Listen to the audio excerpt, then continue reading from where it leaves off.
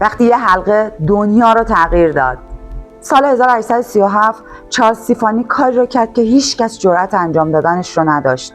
گفت عشق قیمت نداره ولی انتخاب داره. اون زمان حلقه‌های نامزدی ساده بودن و سنگ‌ها دیده نمی‌شدن، اما هیچ کس جرأت نداشت سنت‌ها رو بشکنه. تا اینکه تیفانی یک نوآوری ساخت. پایه 6 چنگک تیفانی، حلقه‌ای که الماس رو می‌برد بالا تا نور از همه جهات بهش بتابه و 10 برابر بدرخشه. مردم عاشقش شدن چون فقط این یه حلقه نبود، نماد واقعی وعده عشق شد. و جعبه آبی تیفانی، چارلز تیفانی گفت این جعبه باید به صورتی باشه که زنها فقط با دیدنش قلبشون تند بزنه. و شد خاص‌ترین رنگ دنیا، جوری که قانون گذاشتن هیچ کس حق نداره از این رنگ استفاده کنه.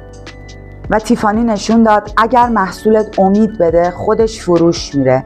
اگر از این ویدیو خوشت اومد اون رو برای دوستات بفرست، لایک و کامنت یادت نره، سابسکرایب کن و زنگوله رو فعال کن و در آکادمی گلناز یخ رو به اسکیمو و شن رو به بادیه نشین میتونی بفروشی.